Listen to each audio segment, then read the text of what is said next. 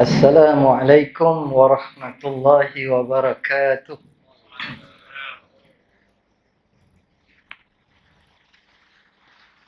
Alhamdulillah. Nahmaduhu wa nasta'inuhu wa nastahdihi wa nastaghfiruh.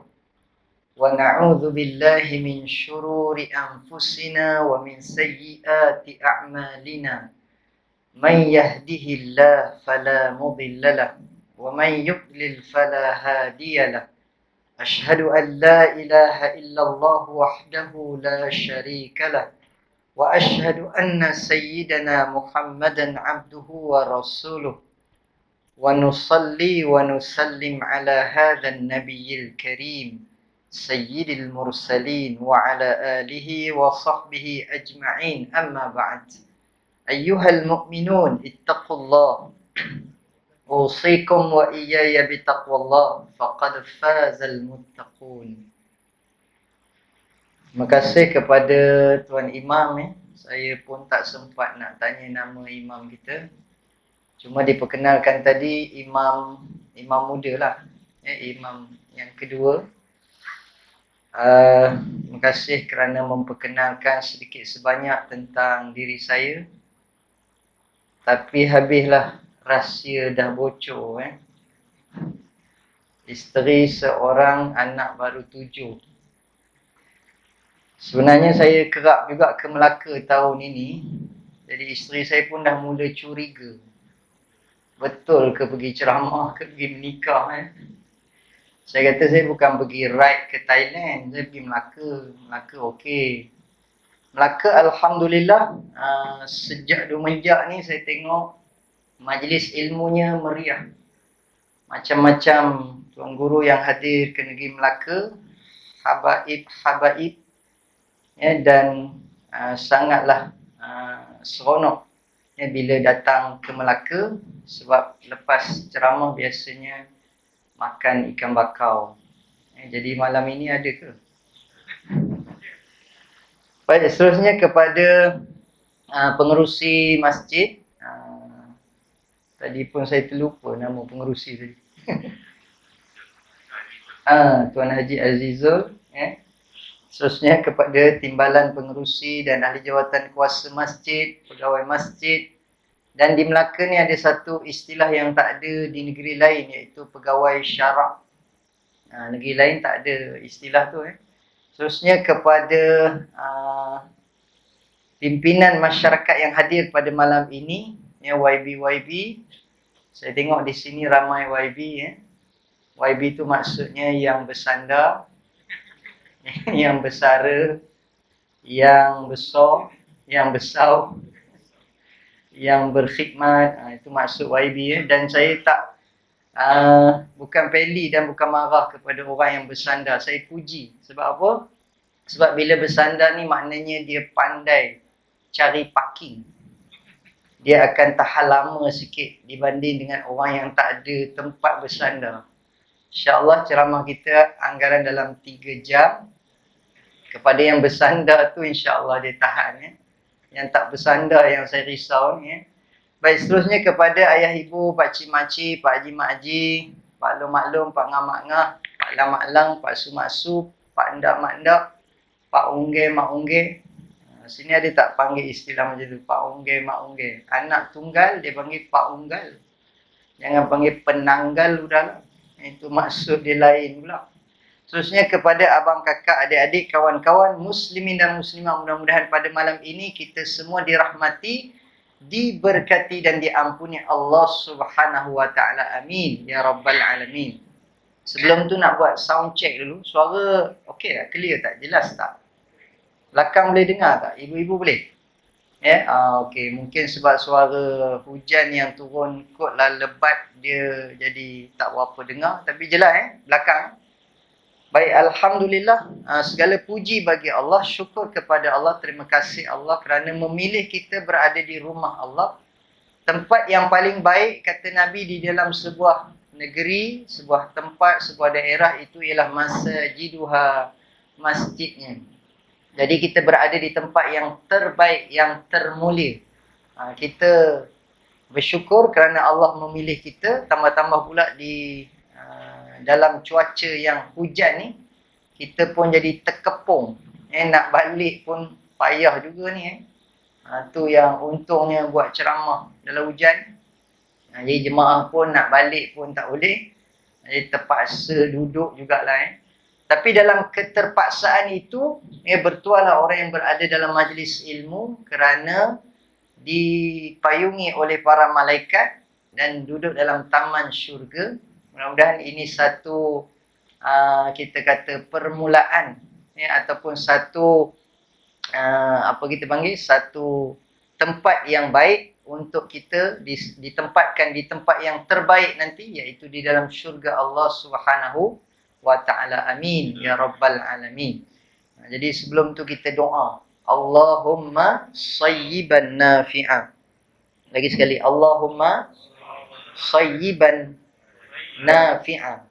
Allahumma sayyiban nafi'a. Amin ya rabbal alamin. Itu doa yang pendek yang diajarkan oleh Nabi bila hujan. Ya Allahumma, ya Allah ya Tuhan kami, sayyiban nafi'a.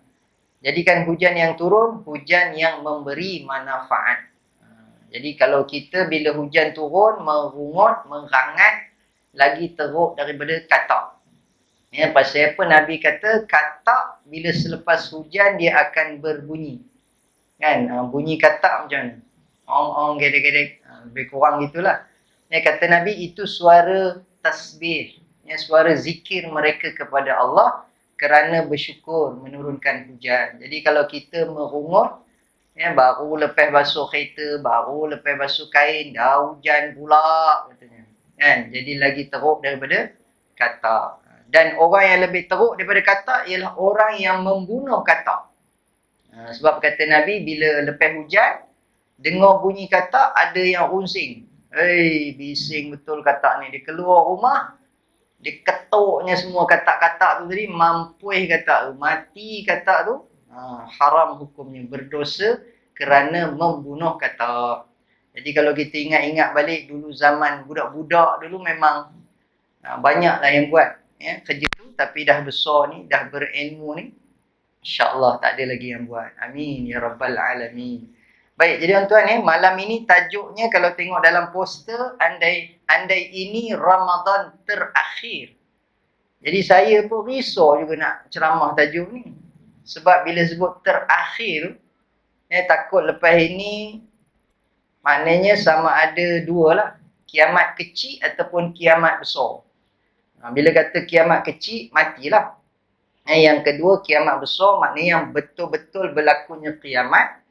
Dan memang kita dengar-dengar pun, cerita tentang dekatnya kiamat ni dah macam-macam cerita dah. Dan saya rasa masjid ini masjid yang pertama sejak saya ceramah ni, yang pertama ceramah tajuk Ramadan. Belum ada masjid lain lagi yang saya ceramah tajuk Ramadan. Masjid lain masih lagi tajuk Isra' dan Mi'raj. Besok pun ceramah di masjid di Melaka ni juga masih lagi tajuk Isra' Mi'raj. Jadi masjid ini masjid yang pertama di Melaka. Kemudian saya tanya kawan-kawan saya di negeri lain, dah ada tak ceramah Ramadan? Dia orang kata belum. Maknanya ini yang pertama di Malaysia. Saya tanya dengan kawan-kawan saya di luar negara, dah start tak ceramah Ramadan? Dia orang kata belum lagi. Jadi masjid ni yang pertama di dunia. Saya belum tanya kawan saya di planet lain pula. Jadi tahniah kepada pihak masjid kerana ini ceramah yang pertama berkaitan dengan Ramadan. Bermaksud masjid ini lebih advance lagi. Persediaan untuk menyambut Ramadannya kita kata excited, teruja. Tak sabar-sabar nak menyambut kedatangan bulan Ramadan yang disebut sebagai Ramadan nasib baik di sini sebut betul. Ramadan Al-Mubarak. Di tempat lain ada yang sebut Ramadan Al-Murtaba. Bunyi nak dekat sama. Mungkin dia dah teringat Murtaba, jadi dia sebut Ramadan Al-Murtaba. Jadi Ramadan Al-Mubarak artinya Ramadan yang melimpah ruah dengan keberkatan. Sebab itu kita masuk aja bulan Rejab, Bila imam kita baca doa, bunyi macam doa makan. Kita sangka imam kita dah lapar gamaknya. Lepas aja solat, doa makan. Lepas aja solat, doa makan. Apakah imam baca doa makan ni dah lapar sangat ke? Rupanya pangkil dia sama macam doa makan. Allahumma barik lana. Sambung. Apa dia imam baca doa bila masuk bulan Rejab? Kita ni mungkin katalah tak tahu. Kita tukar amin aja. Imam baca Allahumma barik lana. Sambung. Fima razaqtana wa qina azaban nahar. Pandai. Jadi jemaah pun nampaknya dah lapar juga. Maknanya ceramah malam ini kita tak boleh lama lah. Pasal jemaah dah lapar. Kita berhenti sampai isyak. Boleh? Kok lajak sikit pun sampai pukul 9. Boleh? Boleh? Kalau lajak sikit lagi 9 suku. Boleh? Kalau ceramah rasa sedap kan 9.30. Boleh? Boleh saja. Cakap je lah jujur. Boleh Ustaz? Boleh belah. Baik, tuan-tuan dirahmati Allah Subhanahu Wa Taala.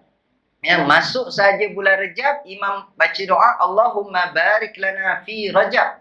Ya Allah, berkatilah kami dalam bulan Rajab. Alhamdulillah, bulan Rajab pun dah berlalu.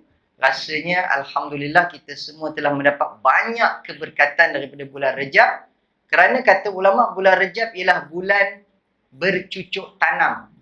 Bermula daripada bulan Rejab lah kita kena praktis amal soleh. Supaya bila masuk bulan Sya'ban, dah biasa. Masuk saja bulan Ramadan, dia jadi terbiasa. Kemudian kita minta doa pula, imam minta pula doa, Allahumma barik lana fi Rajab wa Sya'ban. Berkatilah kami dalam bulan Sya'ban. Dan kita sudah pun masuk ke dalam bulan Sya'ban. Kita dah masuk berapa Sya'ban? 11. 11 dah. Malam ni Malam ni dah masuk 11 Sya'ban. Jadi maknanya lagi 19 ataupun 18 hari kita akan bertemu dengan Ramadan. Maknanya lagi beberapa hari kita akan masuk pula nisfu Sya'ban, pertengahan bulan Sya'ban. Kata Sayyidatina Aisyah radhiyallahu anha, isteri kesayangan Nabi. Bila sebut isteri kesayangan Nabi ni dia ada dua. Satu Sayyidatina Khadijah binti Khuwailid radhiyallahu anha, isteri pertama, pun isteri kesayangan Nabi. Bila sebut isteri, bila sebut Sayyidatina Aisyah radhiyallahu anha, pun isteri kesayangan Nabi. Kalau nak tanya yang mana satu yang paling Nabi sayang, siapa tahu? Khadijah ke Aisyah? Jawapannya dua-dua. Kita kata yang paling Nabi sayang mesti salah satu. Mana boleh kata dua? Jawapannya dua-dua juga. Kan? Sebab ada ulama kata Nabi paling sayang Sayyidatina Aisyah. Hujahnya kerana Nabi wafat di atas seribaan Sayyidatina Aisyah, di dalam bilik Sayyidatina Aisyah dan di dalam rumah yang Nabi bersama dengan Sayyidatina Aisyah. Iaitulah di makam Rasulullah, tempat yang kita selalu ziarah di Masjid Nabawi. Bila kita lalu dekat depan Raudah tu, kemudian kita bagi salam kepada Rasulullah. Assalamualaikum ya Rasulullah. Di manakah makam Rasulullah? Di dalam bilik Sayyidatina Aisyah. Jadi itu hujah yang kuat mengatakan Nabi paling sayang Sayyidatina Aisyah. Dan dia isteri yang paling muda, yang anak dara. Dan ulama pula mengatakan yang paling Nabi sayang ialah Sayyidatina Khadijah. Kenapa? Sebab Nabi berkahwin dengan Sayyidatina Khadijah 25 tahun usia perkahwinan baginda dengan Khadijah, tidak berkahwin dengan wanita yang lain. Nabi tidak bermadu sehinggalah Sayyidatina Khadijah wafat. Selepas kewafatan Khadijah baru Nabi berkahwin dengan isteri yang lain. Dan sepanjang perkahwinan dengan Sayyidatina Khadijah binti Khuwailid radhiyallahu anha, bila dah wafat, Nabi sedih dalam peristiwa Isra' dan Mi'raj yang lepas kita cerita. Kemudian bila bersama dengan isteri-isteri yang lain, Nabi selalu menyebut-nyebut nama Khadijah. Satu hari Sayyidatina Aisyah cemburu. Dia kata, abang ni kan tak habis-habis Kak Jah. Ni abang sekarang kat rumah Echah tau. Abang duk sebut Kak Jah. Kak Jah tu dah tak ada dah. Orang yang tak ada jangan dikenang katanya. Kan? Lalu kata Nabi, payah bebenar aku nak melupakan Khadijah. Kerana terlalu besar jasanya kepadaku dan kepada Islam. Ustaz, Nabi cakap perak ke? Itu alih bahasa. Antaranya kata Nabi, dialah yang mengimaniku dikala orang lain mengkufuriku. Banyak sangat orang tolak dakwah aku. Tapi Sayyidatina Khadijah, dia terima dakwah aku. Dia wanita pertama beriman. Dan dia sokong, dia support aku. Kan? Dikala banyak juga isteri-isteri pada hari ini, kan, yang tidak sokong suaminya. Sebab itu kejayaan seorang lelaki sebenarnya bergantung kepada isteri. Jadi kepada ibu-ibu yang ada kat belakang yang bergelar isteri, sokonglah suami. Bagi semangat kepada suami. Kan? Ada seorang penceramah Indonesia. Dia kata, kejayaan seorang pria itu bergantung kepada isterinya. Bila mana isterinya menjadi tulang belakangnya, maka lelaki itu berjaya. Bayangkan ibu-ibu, bapak-bapak, jika seorang isteri pun boleh membuatkan suaminya berjaya, jika ada 2 isteri lebih berjaya. Jika ada 3 isteri lebih berjaya-jaya, jika 4 istrinya ke Putrajaya. Contohnya. Nampak orang perempuan senyum je, saya pun heran. Maknanya orang perempuan sini semuanya solehah. Kan? Dia bagi suami dia kalau nak kahwin. Jadi beruntung, bertuahlah jemaah yang lelaki di sini, kan. Baik, jadi cerita hadis Nabi tadi tak habis lagi tu. Riwayat daripada Sayyidatina Aisyah radhiyallahu anha yang mengatakan, aku tidak pernah tengok Nabi Muhammad Rasulullah berpuasa sebulan penuh melainkan Ramadan. Dan aku tidak pernah tengok Nabi berpuasa sunat paling banyak melainkan dalam bulan Sya'ban. Jadi maknanya kata ulama, Nabi tidak berpuasa direct 3 bulan. Rejab sebulan, Sya'ban sebulan, Ramadan sebulan. 3 bulan Nabi puasa direct. Tidak, Nabi tidak berpuasa demikian. Yang penuh sebulan iaitu hanya Ramadan saja. Adapun bulan Sya'ban paling banyak Nabi berpuasa sunat. Bulan Rejab banyak sikit. Bulan Sya'ban banyak. Tapi tak penuh, tapi banyak. Kemudian pada bulan Ramadan penuh sebulan. Sebab apa? Sebab bulan Ramadan itu diwajibkan berpuasa sebulan. Dan turunnya ayat diwajibkan berpuasa sebulan pada bulan Ramadan, iaitulah turunnya pada bulan Sya'ban. A'udzubillahi minasyaitanir rajim. Ya ayyuhalladzina amanu kutiba alaikumus shiyam kama kutiba alal ladzina min qablikum la'allakum tattaqun. Shadaqallahul azim. Wahai orang-orang yang beriman, diwajibkan, difardukan ke atas kamu berpuasa sebagaimana telah diwajibkan, difardukan ke atas umat terdahulu daripada kamu. Dengan berpuasa itu kamu akan menjadi orang-orang yang bertakwa.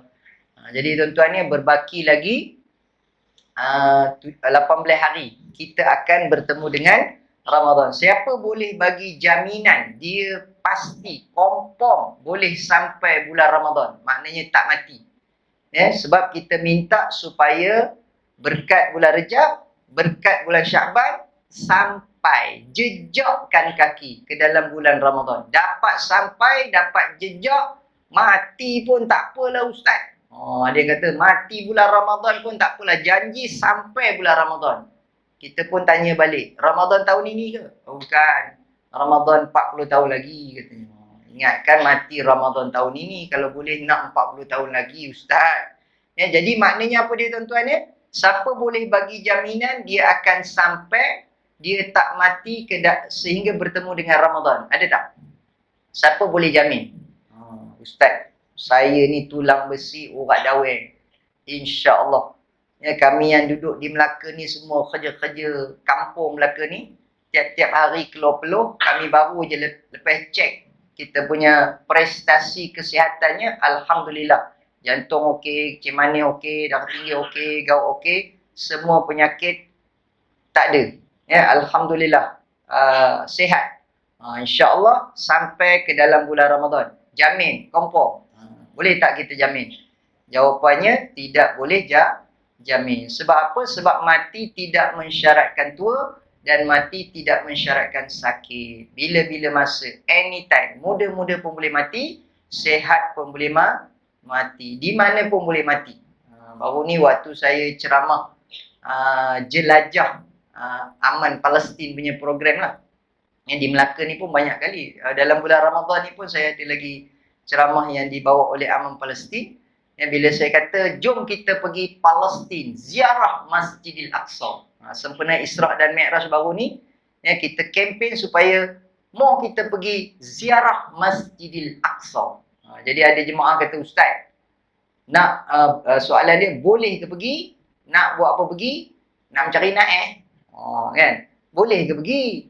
Nak buat apa pergi? Kalau pergi nak mencari naik dia punya ayat dia, tak tahu orang Melaka faham mencari naik kan? Jadi maksudnya ramai yang beranggapan bila pergi ziarah Masjidil Aqsa, bila pergi Palestin itu tak boleh, bahaya, dan kalau pergi pun mencari naik. Maksud mencari naik tu pergi sana hang kena tembak. Baik kita duduk aja dekat Kampung Malim ni, selamat. Seolah-olahnya macam kita duduk di sini tak mati, ya. Padahal boleh mati tercekik, boleh mati lemah, boleh mati aksiden, ya. Masa dengar ceramah pun boleh mati. Apa tanda orang yang mati ketika mendengar ceramah? Matanya pejam.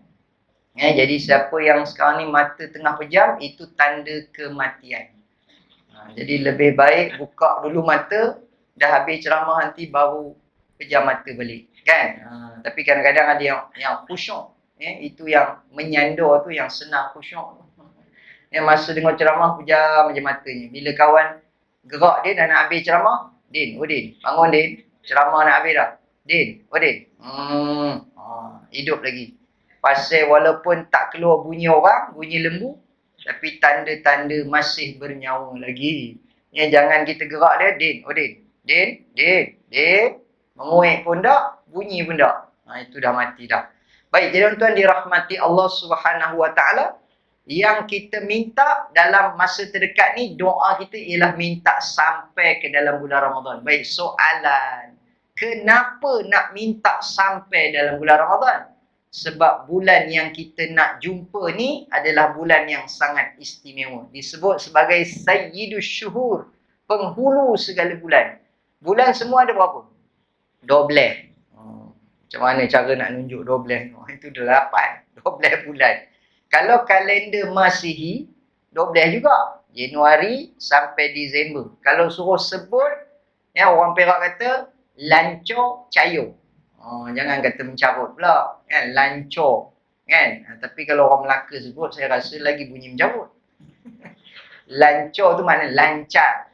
Januari, Februari, Mac, April, Mei, Jun, Julai, Ogos, September, Oktober, November, Disember. Kemudian cayo. Cayo tu makna ingat bulan Masihi. Tapi suruh sebut bulan Hijrah, bulan Islam. Muharram, Safar, Rabiul Awal, terkebir-kebir, terkedip-kedip, terbenak-benak nak menyebutnya. Pasal apa? Kita tak biasa gunakan bulan-bulan Islam. Baik, jadi apa dia? Bila sebut bulan Islam, Muharram, Safar, Rabiul Awal, Rabiul Akhir, Jamadil Awal, Jamadil Akhir, Rajab, Sya'ban, Ramadan, Syawal, Zulqa'dah, Zulhijjah. Baik, bulan Ramadan bulan keberapa dalam kalender Islam? Bulan ke berapa? Tuan-tuan, kalau saya tanya tu, jawablah ya. Sebab cara saya tu nampak macam ceramah kat budak-budak, kan? Saya kan ustaz budak-budak. Ya, siapa yang selalu tengok saya dalam TV, saya banyak rancangan kanak-kanak. Kan? Hai adik-adik, apa khabar? Tu yang saya buat macam tu dalam TV tu, tuan-tuan. Sebenarnya pukul 2 pagi, cakap sorang-sorang depan kamera, macam orang gila. Assalamualaikum, apa khabar adik-adik? Itu dalam TV tu, sebenarnya rekod tu pukul 2 pagi, pukul 1 pagi, pukul 12, ya, cakap depan kamera sorang-sorang. Sebenarnya saya pun taklah gedik sangat macam dalam TV tu. Jadi berlakon macam macam gedik-gedik sikit lah pasal rancangan kanak-kanak. Ya. Baik, kat mana tadi? Lupa dah. Apa soalan saya? Bulan Ramadan bulan berapa dalam kalender Islam? Bulan Bulan apa? Tengok. Kena kira lah. Muharram, Safar, Rabi Awal, Rabi Akhir, Jamadil Awal, Jamadil Akhir, Rajab, Sya'ban, Ramadan. Bulan 9. Siapa sebut bulan 8 tadi? Nampak penuh salah. Oh adik, tak apa, mencuba. Kan? Jadi bulan Ramadan, bulan 9 dalam kalender Islam. Kalau mengikut kata ulama' tuan-tuan ni, kenapa namanya Ramadan? Jadi orang Arab dulu bukan sahaja bagi nama, dia ada bersempena. Iaitu cuaca pada bulan tersebut panas terik. Itu yang pelik tuan-tuan ya. Padahal bulan Ramadan tu bulan yang diwajibkan puasa. Sepatutnya bulan Ramadan ni Allah bagilah cuaca sejuk. Kan? Tapi masa bulan Ramadan lah pula panas terik, hangat pijok. Kan? Bila kita pergi ke negara Arab, bulan Ramadan panas terik. Tapi sebenarnya kemuncak kepada panas ni musim haji tu, itu lagi panas 40 hingga 50 darjah Celsius. Cuma di negara Arab ni yang kita peliknya, dia punya panasnya panas kering. Di sana panas kering. Kita di sini panas lembab. Maknanya bila panas, kita berpeluh. Kalau tak pakai deodoran, memang ketiak bau kepam. Ketiak bau pahit. Angkat takbir, orang sebelah muntah. Kan? Itu kalau di tempat kita ni. Tapi kalau di sana, dia punya panas kering. Kita cari peluh tak ada. Mana pergi peluh ni? Rupanya, elok keluar je peluh, matahari dah sedut. Dah tak ada berpeluh dah. Adalah juga peluh sikit-sikit kan. Pengalaman kita pergi ke negara Arab, buat haji, buat umrah. Baik, jadi tuan-tuan, Ramadan itu namanya panas terik. Kemudian kata ulama' juga, Ramadan bermaksud membakar. Maksud membakar itu ialah nak membakar semua dosa-dosa kita. Kita ni kan banyak dosa. 9 bulan, 11 bulan. Macam-macam dosa yang kita buat. Saya teringat ceramah Ustaz Datuk Ismail Kamus. Keluar-keluar rumah, dah berdosa dah. Tambah yang duduk di Melaka ni, rasanya banyak dosa ni. Sama macam di Perak pun. Kan? Pasal apa? Banyak nampak amoy. Siapa di sini tak biasa tengok amoy pakai seluar pendek? Kan? Tapi yang herannya, amoy yang pakai seluar pendek ni, licin, tak ada parut. Kan? Saya pun bukan tengok, tertengok. Dekat Melaka banyak. Tertengok. Bila tertengok, terlama pula. Terbeliak pula. Alamak. Kan? Itu namanya rezeki. Rezeki jangan ditolak, tak tengok membazir pula. Tu kata kata Datuk Ustaz Ismail Kamu, dia punya pantun dia. Rezeki jangan ditolak, tak tengok membazir pula. Sebab kata Nabi, pandangan pertama yang kita tak boleh nak, kita kata tak boleh nak apa? Elok. Pasal kita nama pun rufi'al qalam, diangkat pen, tidak dikira sebagai salah ataupun berdosa. Kerana terlupa, tertidur, benda yang tak sengaja. Jadi kata Nabi kepada Saidina Ali, pandangan pertama lak, bagimu, rezeki kamu lah. Nak buat macam mana? Tak dapat nak elok, dia melintas. Kita berhenti, traffic light dia lalu. Kan? Itu yang banyak Pak Haji kena cubit dengan Mak Haji. Kan? Makcik-makcik di belakang tu dia suka mencubit. Cubit pula tempat yang sama, lama-lama dah jadi tanda lahir. Hitam dekat satu tempat. Jadi kalau nak cubit, tukar-tukar tempat. Kan? Ni kadang-kadang cubit setempat dekat peha tu. Kita tengok lama-lama dah hitam macam tanda lahir. Jadi tuan-tuan dirahmati Allah Subhanahu Wa Taala, dosa mata, dosa telinga, dosa mulut. Macam-macam dosa lah kalau kita nak cerita yang namanya dosa. Dan tidak ada di kalangan kita yang boleh mendakwa dia tidak berdosa. Sebab Nabi sendiri sebut, kullu bani Adam khata' wa khairul khata'in at-tawwabun. Setiap anak Adam melakukan kesilapan, melakukan kesalahan. Dan sebaik-baik mereka yang melakukan kesilapan, at-tawwabun, ialah mereka yang bertaubat. Taubat ada 3 syarat utama dia. Menyesali perbuatannya, mohon ampun kepada Allah dan berazam tidak melakukannya lagi. Jadi nak ceritanya tuan-tuan, Nabi tak kata orang yang baik itu ialah orang yang langsung tak ada buat salah, yang langsung tak ada berdosa. Tak, Nabi kata orang yang baik itu ialah orang yang buat salah tetapi dia bertaubat. Dan dalam hadis yang lain disebutkan, jika seorang hamba itu dah berdosa, kemudian minta ampun, kemudian buat dosa lagi, minta ampun lagi, buat dosa lagi, minta ampun lagi. Sehingga kan periwayat hadis kata apa dia? Aku pun tak tahulah berapa kali yang disebut oleh Nabi, buat salah, minta ampun, buat salah, minta ampun, buat salah, minta ampun. Nak ceritanya betapa pengampun Allah Subhanahu Wa Taala. Kita ni tuan-tuan, kadang-kadang orang buat salah dengan kita, ya, sekalipun kita dah tak nak maafkan. Kan? Macam dah ada bunyi. Bunyi apa? Belum? Betul bukan? Sini sekarang kalau dah masuk waktu kena berhenti ke tak? Boleh terus? Okey. Saya kena tanya masjid, kadang-kadang masjid tu nak suruh berhenti. Okey. Kat mana tadi? Kadang-kadang orang buat salah dengan kita, baru sekali kesalahan kita dah tak nak maafkan. Bila kita kata, dah bunyi dah. Baru sebut dah bunyi dah. Boleh terus dah tak nak maafkan. Bila kita tanya dengan dia, kenapa tak nak maafkan? Tak ada, aku tak nak maafkan. Dia buat salah dengan aku. Yelah, besar mana salah? Sakit hati. Tak sempat tanya habis. Sakit hati. Yelah, sakit hati taruh mana sampai ke tulang hitam.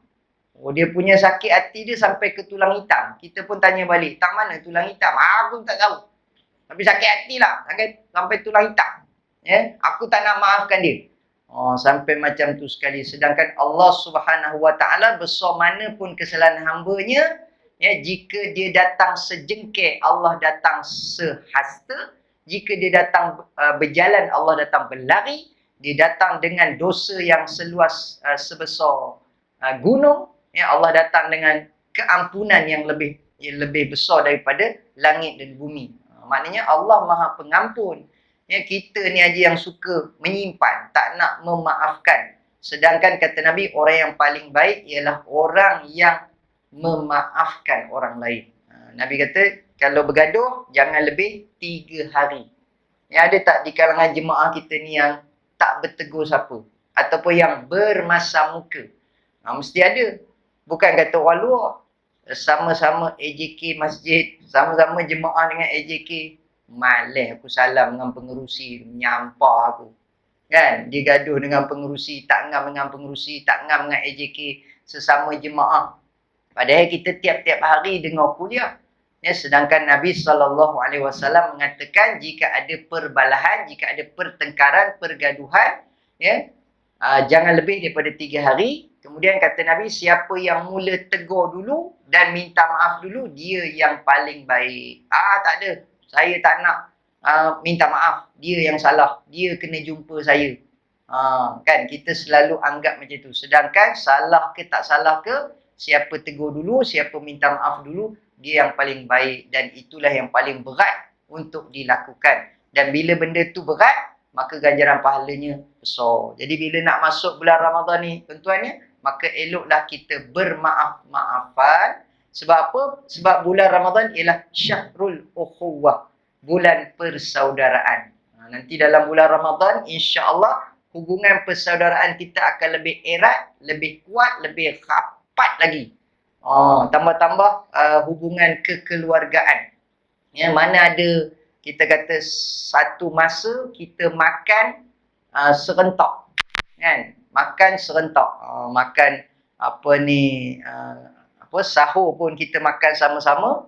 Kemudian makan berbuka pun kita makan sama-sama.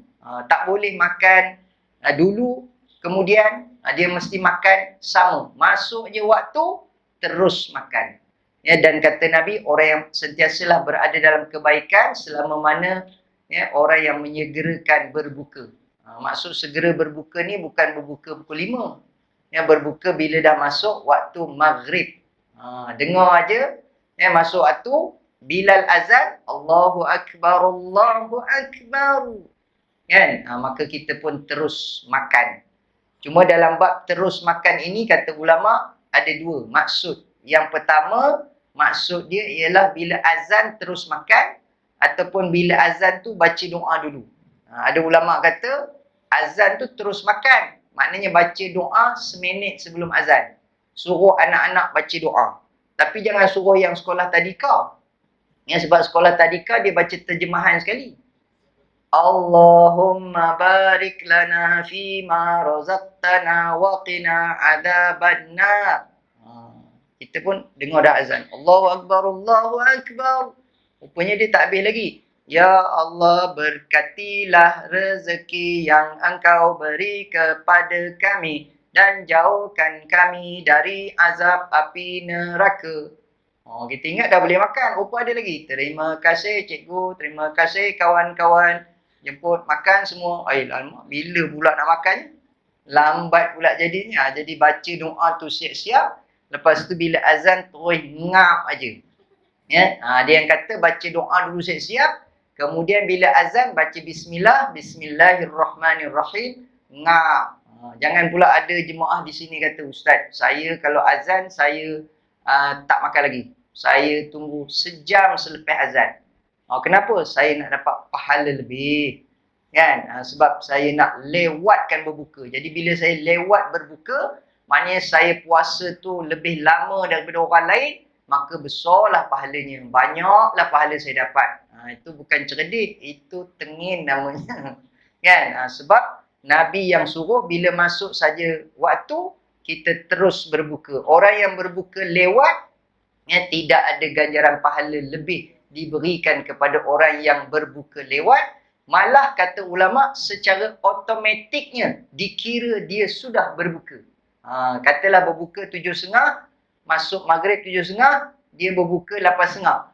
Pada pukul 7.30 tu dia dikira sudah berbuka secara automatik walaupun dia tidak makan. Jadi tuan-tuan ni, sebab itu bila nak masuk bulan Ramadan ni, antara persediaannya kata ulama ialah persediaan ilmu. Supaya bila kita masuk ke dalam bulan Ramadan, kita melakukan ibadah dengan ilmu, tak sama dengan orang yang melakukan ibadah tanpa ilmu. Ataupun dia panggil orang jahil. Ataupun dia panggil abid, orang yang beribadah tetapi tidak berilmu. Ya, la yastawi alladhina ya'lamuna wal ladhina la ya'lamun. Tak sama nilainya, pahalanya, ganjarannya orang yang berilmu dengan orang yang tidak berilmu. Faqihun wahidun asyaddu 'ala syaitan min alfi 'abid. Satu orang yang faqih, yang faham, yang alim, yang tahu tentang hukum hakam, bila dia melaksanakannya sangat ditakuti oleh syaitan berbanding 1,000 orang yang beribadah dalam keadaan jahil.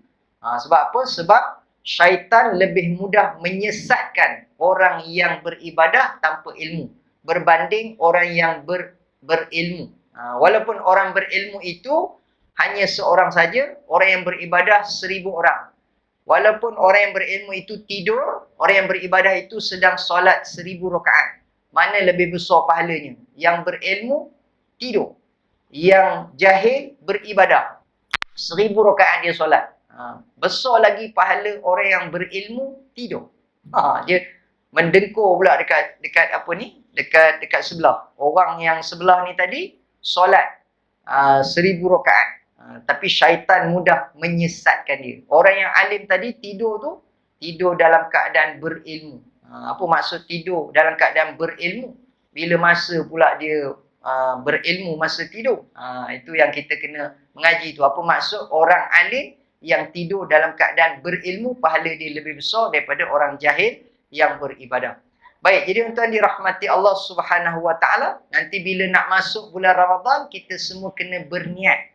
Ya, berniat puasa. Setiap amalan mestilah dengan niat. Innamal a'malu binniyat. Ya, sesungguhnya setiap amalan itu dinilai berdasarkan niatnya. Innamal a'malu binniyat wa innama likulli imri'in ma nawa. Setiap amalan itu akan dinilai berdasarkan apa yang dia niatkan. Ya, jadi kita bila nak masuk bulan Ramadan ni, niat kita apa dia? Niat kita kerana Allah. Kerana ini adalah perintah Allah Subhanahu Wa Taala. Jadi kita akan berpuasa sebulan Ramadan mengikut apa yang telah diwajibkan, difardukan oleh Allah Subhanahu Wa Taala kepada kita. Tapi ada juga orang yang berpuasa ni dia niat dia nak kurus, nak diet. Kan? Hari ni tuan-tuan ada kawan-kawan saya yang tengok dah kurus dah. Pasal apa? Pasal dia puasa daripada makan nasi. Selama hari ni yang punca kita jadi perut buncit ni, perut besar ni sebab makan nasi. Cuma orang Afrika je yang kita tengok perut dia besar. Kan? Yang itu bukan pasal banyak makan. Kadang-kadang kita tengok dalam berita tuan-tuan ya, kebuluran di Afrika. Kebulu apa? Perut dia buncit tu. Tu kalau cucuk jarum tu terbang macam belon. Pasal perut dia penuh dengan angin. Ya? Tapi kalau orang Malaysia yang perut buncit, cuba cucuk perut dia dengan jarum. Apa yang keluar? Lemak yang keluar. Kan? Pasal kita duduk di Malaysia ni mewah dengan makan. Macam-macam yang kita makan. Kata Allahyarham Datuk Ustaz Ismail Kamus, makan 3 kali sehari. Itu namanya makan. Makan pagi, makan tengah hari, makan malam. Kalau 4 kali, namanya melantak. Kalau orang Melaka ni, makan ke melantak. Kemudian kalau 5 kali, mentekedarah. Mentekedarah katanya. Kemudian kalau 6 kali sehari, ada tak bahasa di Melaka ni kalau makan 6 kali sehari? Kalau di Perak tu 6 kali dia panggil berhacika. 3 kali makan, 4 kali melantak, 5 kali mentekedarah, 6 kali berhacika. Saya ingatkan tuan-tuan, tak ada orang makan sampai banyak kali. Rupanya kalau anak kita yang belajar MRSM, makan 6 kali sehari. Selalu kalau saya ceramah dekat MRSM, saya tanya, korang makan berapa kali sehari? 6 kali. Ui, tu bukan makan tu, berhacika tu. Bila yang kata makan 6 kali? Pagi, breakfast. Kemudian pukul 10, kudapan pagi. Makan tengah hari, minum petang, makan malam. Lepas tu sebelum tidur, dia panggil apa? Supper. Supper ke supper? Supper Supper. Supper. Maknanya 6 kali sehari. Jadi tuan-tuan ni, ceritanya bila kita nak berpuasa ni, kan? Bila kita nak berpuasa ni, apakah di antara tujuan puasa? Apakah di antara hikmah puasa?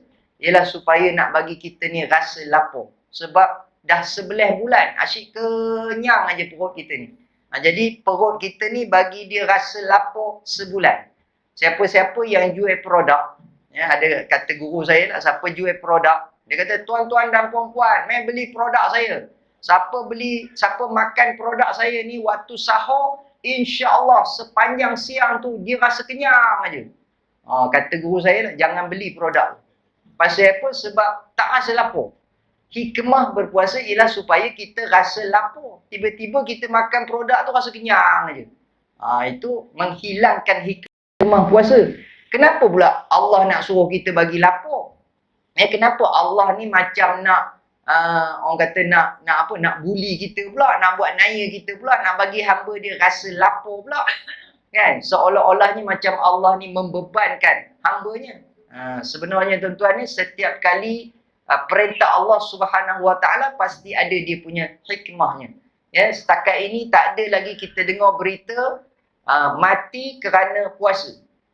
Tak adalah dengan berpuasa itu menyebabkan sampai mati. Tapi setakat lapar saja. Apa hikmahnya lapar? Bila kita lapar, salah satunya kita pun teringatlah kepada saudara-saudara kita yang kelaparan dan kebuluran. Macam hari tu waktu saya pergi misi korban dekat Syria, tempat yang baru ni jadi gempa bumi tuan-tuan. Kita tengok dia duduk dalam kemah tu. Kemah tu dalam orang kata apa? Kemah tu laif. Kemah tu daif. Kan? Buruk je kemahnya. Musim pula, musim panas terik. Kipas tak ada. Aircon lagi lah tak ada. Kemudian saya tengok ada tong dekat sebelah kemah tu. Saya kata ni tong apa? Ni tong air. Kita pun tengok dalam tong tu. Ui, air berkeladak ni. Buat apa air ni? Mandi ke? Mandi, masak, minum. Jadi air untuk mandi, masak, minum. Ui, air macam ni nak buat masak, nak buat minum. Kami pandai-pandai lah. Dia kata lebih kurang gitulah maksud dia kan. Lepas tu dia tapih ke apa ke kan.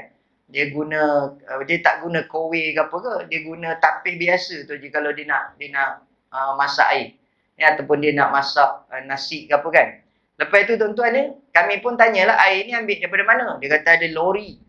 Ambil air daripada Sungai Furat. Masa tu pula, Sungai Furat dah mengering. Kan tahun lepas kita dengar berita Sungai Furat mengering. Mana tak mengering? 3 tahun kemarau. Masa kami pergi tu, 3 tahun dah kemarau. Rupanya orang dekat Syria tuan-tuan, di sana, dia orang ingat dah nak kiamat dah. Sebab berdasarkan hadis, satu kata Nabi tidak berlakunya kiamat sehingga kalian mendapati Sungai Furat mengering. Itu tanda kiamat. Dah dekat. Kemudian pula Dajjal akan muncul ketika itu musim kemarau. Ya, sebab salah satu daripada magic ataupun kuasa yang Allah bagi kepada Dajjal, yang Allah izinkan, iaitu boleh menurunkan hujan. Sebab itu masa musim kemarau, semua orang nakkan, orang Melaka cakap apa ya? Orang Perak kata air. Sini sebab apa? Water. Oh, Haji kata water. Orang Melaka sebut water. Ketika orang semua perlukan water, kan, perlukan air. Jadi tiba-tiba muncul Dajjal. Dajjal kata kamu nak water? Kan, oh mestilah nak, dah harga ni. Tu kain pun tak basuh tu, masak pun tak, mandi pun tak. Nak berapa lama tak mandi ni. Jadi Dajjal kata aku boleh bagi water, tapi syaratnya kamu kena beriman kepada aku, kamu kena sembah aku. Jadi Dajjal turun masa musim kemarau. Jadi di sana dah sangka dekat nak kiamat dah. Saya pun kabarlah dengan kawan-kawan dekat Malaysia. Oi, korang macam mana dekat Malaysia? Oi, sini lambat lagi kiamat. Kenapa pula? Kan kami dekat Syria ni dah kemarau, Sungai Furat dah kering, dekat nak kiamat dah ni. Sini lambat, sini hujan. Air melempah. Kan, dengan hujannya, dengan air melempahnya apa. Kita sangka sini lambat lagi nak kiamat. Padahal kalau sana kiamat, sini pun sekali jalan lah. Ya, jadi tuan-tuan dirahmati Allah SWT, di antara hikmah puasa nak bagi kita rasa lapar. Dan lapar di sini bukanlah sampai membebankan kita menyebabkan kematian. Ya, dan sebenarnya hikmah daripada kelaparan itulah menyihatkan. Sumu tasihu, berpuasalah kamu akan sihat. Mana taknya tuan-tuan ni, selama ni kita makan kan macam-macam. Jadi punca penyakit kata Nabi daripada perut. Jadi bila Nabi sebut perut ialah kilang, tempat memproses makanan. Ya, kalau ditanyalah perut kita ni kalau boleh bercakap dengan maknya. Ya, perut kita kata penin aku tiap-tiap hari nak proses makanan pelik-pelik. Ya, pagi-pagi keria antarabangsa. Contohnya kan. Lepas tu tengah hari kau coconut shake. Lagi apa ni? Makanan viral dekat Melaka ni. Pening aku nak proses ni. Kan, perut kita bekerja setiap hari, penat dia, letih dia. Jadi kita bagi dia berehat ya, di siang hari dalam bulan Ramadan. Melainkan terlupa. Tak tahulah kalau ada jemaah ni pengalaman terlupa, ada tak? Semasa bulan Ramadan, yang kata terlupa itu, kata Nabi dalam hadisnya, siapa makan pada siang hari di bulan Ramadan, maka itu rezeki baginya. Maka itu Allah memberinya rezeki, kata Nabi. Tapi terlupa. Pukul berapa? Pukul 10 pagi. Hari apa? Hari pertama. Kejadian terlupa ni biasanya hari pertama. Kemudian katalah hari kedua pun terlupa lagi. Boleh jadi. Ya, sebab baru hari kedua. Kemudian hari ketiga, jam yang sama, pukul 10 pagi, makan 3 pinggan. Kan? Boleh jadi lagi. Pasal orang terlupa ni biasanya dia sampai 3 hari. Maksimum. Hari keempat, hari kelima, hari keenam, hari ketujuh. Sampai hari ke-30 terlupa. Kan? Makan 3 pinggan tiap-tiap hari. Ada tak orang terlupa sampai hari ke-30? Kan? Kalau betul-betul lupa, maknanya itu memang rezeki dia lah. Tapi jarang berlaku lah. Kalau sampai dah hari ke-30 terlupa, kita pun tampur ada sekali. Kan? Dia kata, apa kau tampur aku ni? Tertampur. Kan? Terlupa. Kan? Maknanya tak mungkinlah benda tu berlaku. Tapi kalau betul-betul dia terlupa, itu rezeki baginya, kata Nabi SAW. Cuma kan, yang kita risau ni, ada yang memang saja-saja tak puasa. Yang dibolehkan tak puasa ni Allah sebut, ya, wa in kuntum marda aw ala safarin, siapa yang sakit ataupun musafir, fa'iddatum min ayyamin ukhar, maka dia boleh berbuka tapi kena ganti pada hari yang lain. Nanti dah lepas habis Ramadan, ya, dia carilah mana-mana hari yang dia rasa sesuai, kemudian dia kena ganti. Pasal apa dia kena ganti? Sebab bulan Ramadan ini, ya, diwajibkan kita puasa, dan puasa itu hanya diwajibkan pada bulan Ramadan, dan rugilah kalau kita tak berpuasa. Sebab dia punya ganjaran pahala dia punya faedah dari sudut kesihatan dia sangat-sangatlah hebat, sangatlah banyak. Jadi kita kena ganti juga puasa pada hari yang lain jika sakit dan musafir. Cerita pasal sakit ni tuan-tuan ni, pengalaman saya waktu bertugas di Jabatan Agama dululah. Saya kerja Jabatan Agama, mula-mula bahagian penguatkuasaan atau biasa orang kampung panggil pencegah maksiat. Saya pun kalau orang tanya, saya malu nak mengaku pencegah maksiat. Pasal orang tengok atas bawah betul ustaz ni pencegah maksiat, ketot aja. Kan? Pasal orang selalu beranggapan pencegah maksiat ni tangkap orang. Kan? Pasal apa orang tengok atas bawah, dia pun macam, bukan macam menangkap orang, macam dia yang kena tangkap. Macam ketok je betul ke pun. Jadi tuan-tuan ni sebab itu saya jadi pencegah maksiat 3 tahun aja. Lepas tu tukar bahagian lain. Sebenarnya saya suka, saya seronok bahagian ni. Bila bos saya kata kena tukar ustaz bahagian lain. Bahagian nikah kahwin. Hari tu ustaz ngaco orang. Sekarang ni nikah ke orang pula. Bagi orang nikah pula. Dulu ngaco, ngocah. Orang Perak kata ngocah. Ngocah orang tengah seronok. Ini kali kita bagi pula orang nikah. Saya pun tanya bos saya, kenapa tukar ustaz? Saya suka bahagian ni, macam-macam dapat tengok. Kan, pengalaman. Tengok pondan macam-macam tuan-tuan ni. Kan, tengok orang tak puasa lah apalah. Lepas tu bos saya kata apa? Berdasarkan rekod prestasi. Kan kita kerja ada key performance indicator. Kan? Dia kata berdasarkan rekod prestasi, ustaz banyak terlepas daripada menangkap. Kita yang kerja penguatkuasa ni, kita punya rekod kita tu mesti banyak nangkap. Banyak nangkap. Kan, barulah orang kata statistik tu kan. Ini banyak terlepas daripada menangkap. Saya kata, bos buktikan apa dia yang kata saya ni banyak terlepas daripada menangkap.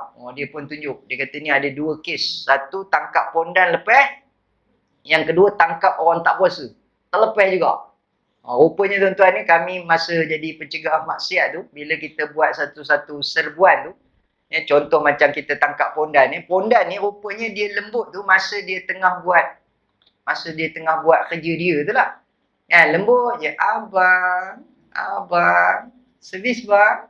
Dia tanya kita, servis bang. Kita tak tanya servis apa tau. Kalau kita tanya maknanya kita nampak sangat lah tak tahu. Jadi kita pun buat-buat berapa servis. Jadi kita buat-buat tahu aja. Servis apa tu tuan faham-faham aje lah. Kan kita pun tanya, servis berapa servis? Dia kata bang sempena dengan Isra' Mi'raj ni kita ada diskaun. Dia ada sempena-sempena. Sempena Merdeka dia bagi diskaun. Sempena Maulidur Rasul ada diskaun. Sempena Isra' Mi'raj ni biasa 100 kita bagi 50% less. RM50. Kita kata, tak nak aku mahal. Mahal tak nak. Okey bang, abang kita bagi kurang. RM45. RM45 baik aku beli barang makan lagi kenyang. Dia pujuk kita lagi. Kan? Sampailah 40, kita kata tak nak. Kan? Dia akan offer kita pula. Okey bang, abang nak berapa? Jadi tuan-tuan cara dia, kalau siapa-siapa nak mencubalah, maknanya sampai dia tanya kita berapa nak. Kita buat jual mahal. Kita tak apa bla bla. Kan? Okey abang nak berapa? Kita pun letaklah harga. Kan? Kita kata RM5. Bila kita kata RM5, masa tu keluar suara jantan ni. Abang, kalau RM5 baik tak payah. Buat sendiri kata. Kita buat sendiri. Saya pun tak faham sangat buat sendiri tu apa maksud dia. Tapi itulah dia buat sendiri. Masa tu kita keluar kad pencegah maksiat. Sekarang ni tuan-tuan ni nak tangkap orang buat maksiat ni, kita kena ada kad kuasa dia panggil. Kalau saja kita keluarkan kad, dia orang ni pun dah cerdik lah. Dia tahu undang-undang. Dia tengok kad kita dulu. Dia baca dulu. Kan? Pengawal keselamatan. Jangan menipu katanya. Maknanya kena betul-betul. Kalau kita saja-saja pencegah maksiat, dia baca kad kita tu. Memang dia ada tulis penguatkuasa lah, penguatkuasa agama. Dia baca. Kan? Betul. Kan? Kita pencegah maksiat, jangan bergerak. Lagi kuat dia bergerak. Rupanya tuan-tuan dia kena guna reverse psychology. Bila kita nak tangkap, kita kata jangan bergerak. Kita kata lari. Kan? Bila kita kata lari, dia tak lari. Dia confused. Dia freeze. Kan? Kita kata, kenapa tak lari? Sebab selalu kata jangan lari. Jangan bergerak. Ni kata lari pula. Dia confused. Nak lari tak lari. Dia guna reverse psychology dia panggil. Cuma jangan guna reverse psychology ni kepada suami. Isteri-isteri kalau suami jangan guna reverse psychology.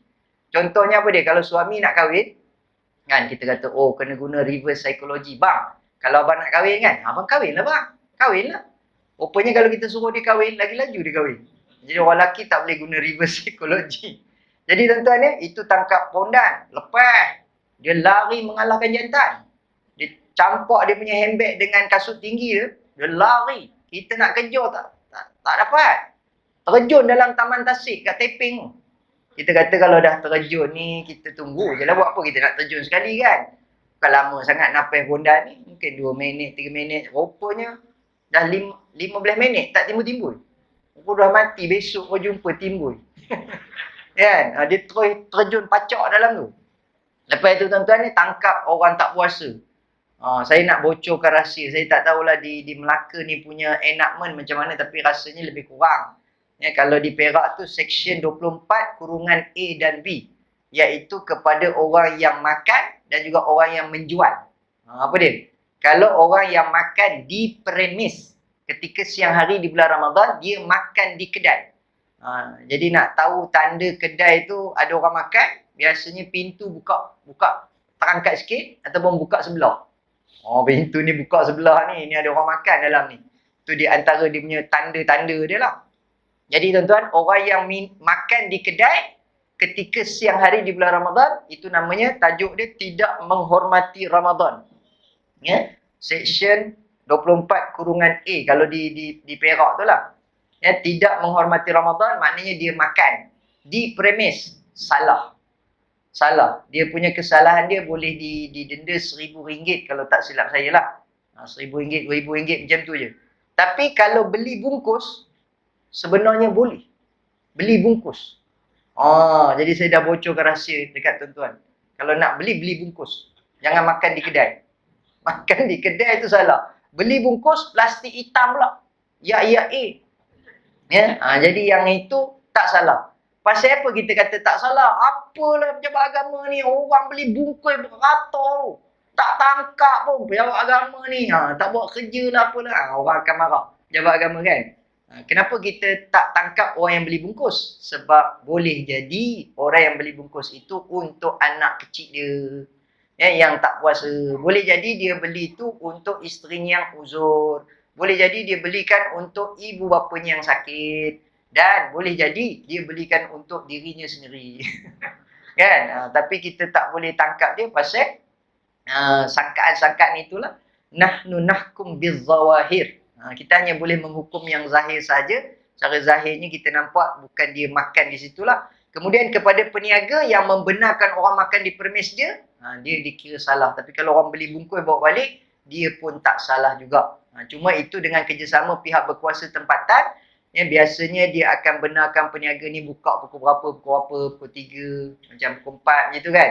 Ataupun pukul 2 lah paling awal pun. Tapi kalau daripada pukul 10 pagi dah buka, itu tanda-tanda lah. Simptom-simptom. Jadi kadang-kadang tuan-tuan ni, yang paling banyak tak puasa ni, berdasarkan pengalaman saya lah. Orang tua-tua. Itu yang menyedihkan. Jadi mungkin pakcik-pakcik, atuk-atuk yang dengar ni kata, padan lah ustaz, orang tua-tua tak larat puasa. Bukan pasal itu tau. Yang banyak ditangkap tak puasa ni orang tua-tua, tahu pasal apa? Masa kami serbu kedai tu, yang muda-muda dah lompat tingkap dah. Dah lari lompat pagar dah. Tinggal yang tua tak larat. 3 orang je pun. Yang lain tu orang muda. 10 orang. Lari dah. Lepas tu bila dia lari. Dia tak puasa. Langgar kita pun tak adalah beria sangat nak mengejarnya. Lantak kamu lah. Rezeki kamu lah selamat. Tapi yang pakcik-pakcik ni. Dah ketor dah. Sakit pinggang. Sakit lutut kan. Surrender lah. Pakcik tak larat. Kan. Tangkap lah pakcik. Kita pun tanya. Pakcik kenapa pakcik tak puasa pakcik? Pakcik ni kata saya sakit. Jawapan dia boleh diterima. Sebab dalam Al-Quran Allah sendiri sebut wa in kuntum marda. Jika sakit boleh tak puasa, boleh berbuka. Kemudian pakcik ni keluarkan bukti yang dia sakit. Dia pun seluk poket dia, kan, letak atas meja ubat. Ni ubat sakit kecil manis, sakit jantung, gaut, darah tinggi. Sebokeh ubatnya. Sekali makan pun macam makan nasi. Kan? Tapi yang dia datang ke kedai tu, dia makan roti canai. Tapi atuk ni, pakcik ni yang kena tangkap ni, atuk yang soleh. Atuk misali. Sebab dia datang, makan di kedai tu, bawa cucu dia. Jadi itu dipanggil atuk misali. Kan dia tak puasa berjemaah dengan cucu dia. Lepas tu kita kata, pak cik, kenapalah pak cik ni dah tak puasa, makan pula di kedai. Tuan-tuan tahu apa jawapan dia? Saya ni dia panggil kami nak pula. Jadi kami nak cakap tinggi suara tu rasa tak gamak. Pasal dia panggil, nak, pak cik ni daripada zaman muda dah minum di kedai. Jadi pak cik istiqamah minum di kedai. Istiqamah minum. Walaupun tak puasa. Tak puasa pun pak cik datang kedai istiqamah. Pak cik minum di kedai. Apa yang bestnya sangat minum di kedai ni pak cik? Kalau ia pun nyorok lah sikit. Janganlah tunjuk pada orang kalau tak puasa pun makanlah di rumah. Kan?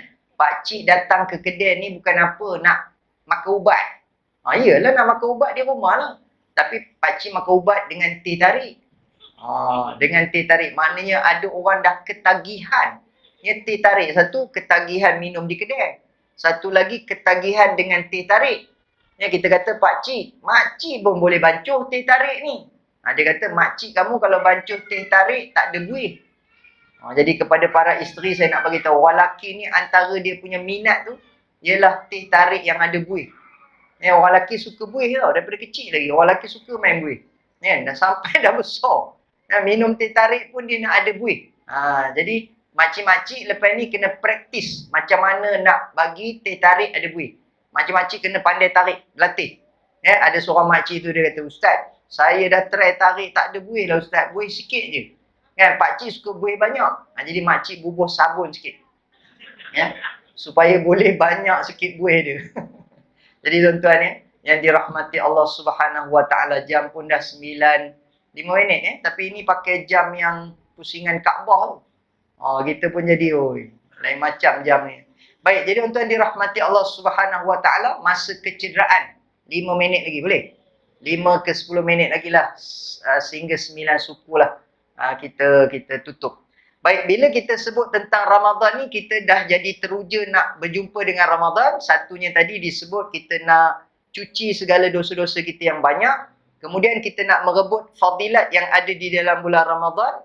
Kata Nabi, bila datang sahaja bulan Ramadan, pintu syurga semuanya dibuka, pintu neraka semuanya ditutup, wa sufidatis syayatin, syaitan dibelenggu. Ini poin yang kita rasa paling best bila masuk bulan Ramadan ni, sebab syaitan kena rantai, syaitan kena belenggu. Ada orang kata, Ustaz, saya memang dah lama geram dengan syaitan ni. Bila masuk bulan Ramadan, syaitan kena ikat badan muka syaitan. Selama hari ni saya menyaitan ni kerana syaitan. Kalau tidak, saya tak adalah teruk sangat, tak adalah jahat sangat. Tapi bila masuk bulan Ramadan ni, syaitan kena ikat, saya memang seronok. InsyaAllah saya jadi baik. Tapi sebenarnya, bila masuk bulan Ramadan, kita akan jumpa dengan orang-orang yang menyaitan. Walaupun syaitan dah kena ikat, dah kena belenggu. Kenapa? Sebab kata ulama, walaupun tak ada syaitan sebenarnya, manusia tetap boleh menjadi nakal, menjadi jahat. Kerana dalam diri kita ada nafsu. Selama ini, tugas syaitan ialah menggoda, menghasut, membisikkan. Dialah yang tukang tambah perisa. Tetapi nafsu yang ada dalam diri kita ni, sebenarnya dah memang cenderung nak buat benda-benda yang tak elok.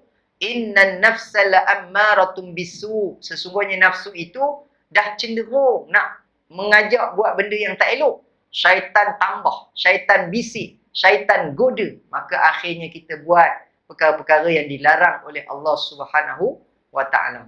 Jadi bila bulan Ramadan, kata Nabi, syaitan dibelenggu, diikat. Kata ulama ada dua maksud. Yang pertama, kiasan sahaja, bukan betul-betul diikat. Yang kedua, syaitan betul-betul diikat, tetapi nafsu menjadi lemah kerana dia punya geng dia kena ikat. Ada satu lagi maksud.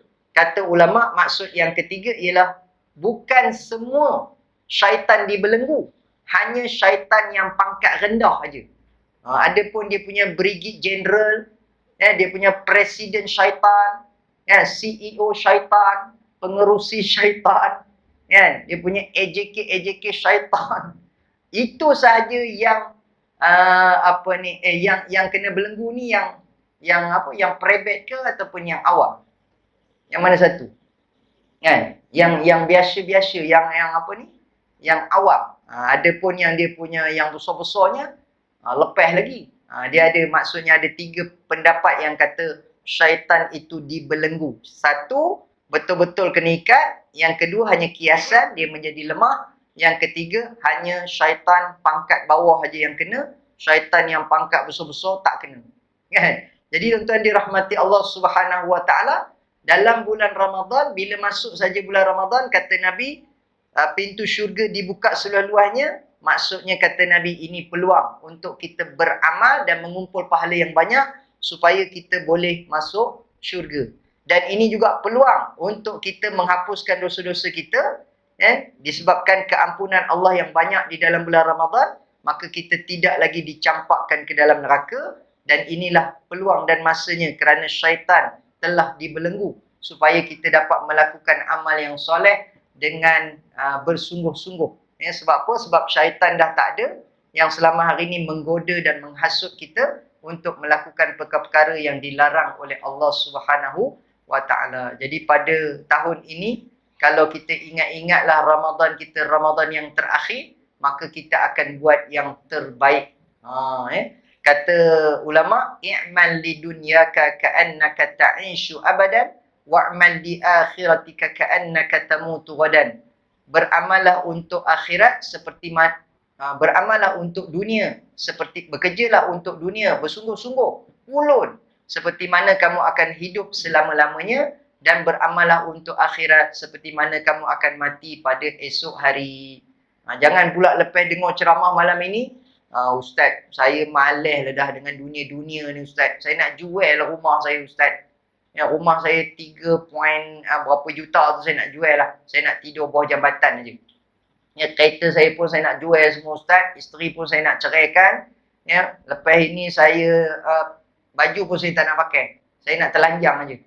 Kan? Ini semua dunia Ustaz. Saya nak kejar akhirat je sekarang ni. Dia datang masjid pun jalan kaki, rumah pun tak ada, tidur bawah jambatan.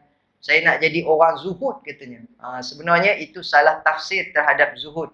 Kata Nabi, az-zahid fid dunya laisat bitahrimil halal. Orang yang zuhud di dunia ialah orang yang tidak mengharamkan benda yang halal. Jika tuan-tuan yang duduk di Melaka ni ada kemampuan, duit yang dapat tu daripada sumber yang halal, dibelanjakan kepada jalan yang halal, nak buat rumah 8 tingkat, atau rumah ada pakai helikopter, ada swimming pool, ada supermarket, lantaklah duit tu daripada sumber yang halal, dibelanjakan pula kepada jalan yang halal. Itu tidak menjadi masalah. Maknanya orang kaya pun boleh jadi zuhud. Bukan orang yang pakai compan-camping, koyak rabak, tidur bawah jambatan. Itu orang yang zuhud. Maknanya orang yang zuhud, selama mana duit yang didapat daripada sumber yang halal, dibelanjakan kepada jalan yang halal. Dan kata Nabi, tidak berganjak kaki anak Adam di hari akhirat nanti, melainkan dia akan ditanya 2 perkara. Yang pertama, tentang hartanya, daripada mana dia dapat, ke mana dia belanjakan. Yang kedua, tentang umurnya, ke mana dihabiskan sisa-sisa umurnya. Kita hidup dekat dunia ni pun bukan lama, 60-70 tahun. Kata seorang Nabi, berdoa, ya Allah, saya nak jadi Nabi kepada umat akhir zaman. Lalu Allah kata, minta maaf, tak dapat, sebab dah ada dah Nabi akhir zaman, namanya Muhammad. Kalau begitu, jadikan saya umat kepada Nabi akhir zaman.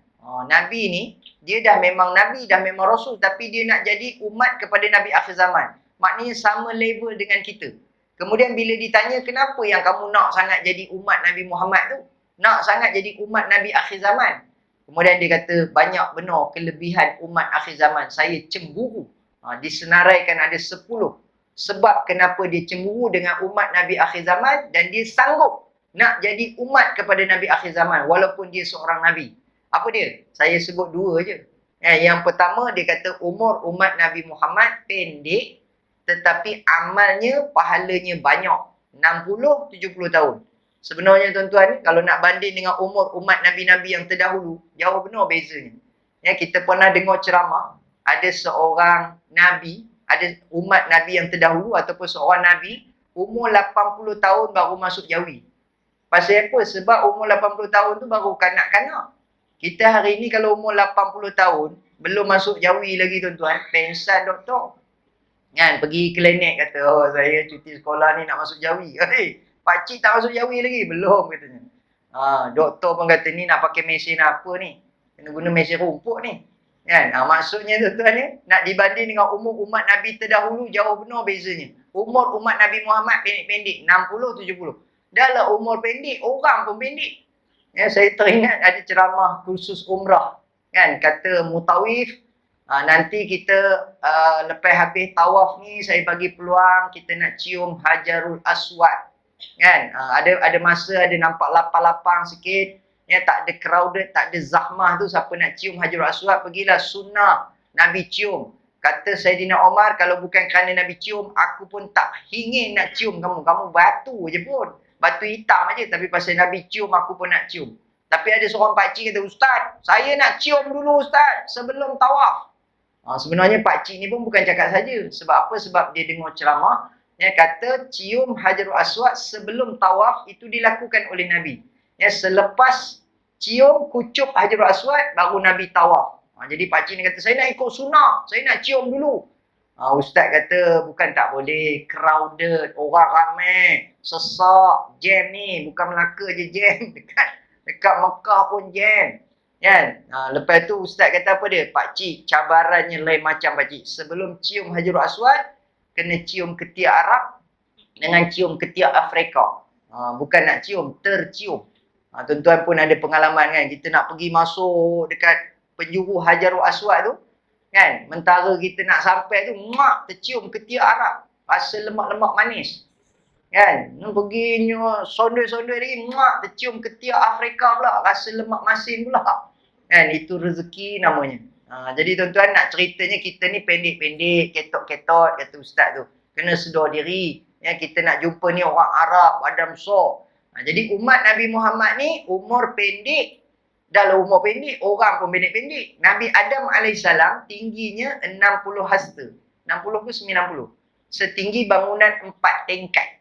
Tapi kata Nabi, nanti kita masuk syurga, ya, semua yang dimasukkan ke dalam syurga, lelaki umur 30-an, perempuan umur 17 tahun, ya, tingginya besar Nabi Adam AS. Tinggi. Lebarnya 3 kaki ke apa ke. Maksudnya besar lah. Macam Nabi Adam AS, seperti bapak-bapak kamu. Seperti bapak kamu, Nabi Adam AS, kata Nabi. Dah lah tinggi, besar pula tu. Umur 30-an. Ya, kata seorang pakar motivasi. Ya, orang lelaki umur 30-an mengancam. Umur 40-an lain macam. Umur 50 macam-macam. Umur 60 dah tak cam. Kan? Orang perempuan pula umur 17 tahun, sweet 17, manis. Umur 37 masam manis. Umur 57 kencing manis. Kan? Tapi 17 tahun umur perempuan, jadi dalam syurga nanti lelaki umur 30 tahun. Jadi tuan-tuan, mudah-mudahan kita semua dimasukkan ke dalam syurga Allah Subhanahu wa ta'ala. Amin ya rabbal alamin. Jadi jam pun dah menunjukkan 9 suku. Ya, tanda-tanda kena berhenti tu memang dah kelihatan. Kan? Jadi saya pun tak nak macam dulu saya pernah bagi cadangan. Saya kata pukul 9 bagi isyarat, ya, takut saya terlajak. Jadi jemaah pun buatlah macam tu. Kan? Biasa kalau suruh berhenti kan, payung Ustaz. Rupanya ada yang buat betul-betul. Kan? Dia kira betul-betul lurus lah dia buat. Ustaz, saya pun bila nampak tu saya faham dah. Pukul 9 saya buat buat bodoh, buat nohin aja. Saya ceramah lagi kan. Dia tengok saya tak berhenti-henti, tahu dia buat isyarat macam mana. Ustaz, pancung. Saya tengok dia buat apa itu tuan-tuan, saya pun terus berhentilah. Saya takut dia buat isyarat lain pula. Kan? Maknanya dia suruh berhenti dah tu. Saya pun tak naklah ada jemaah yang buat macam tu.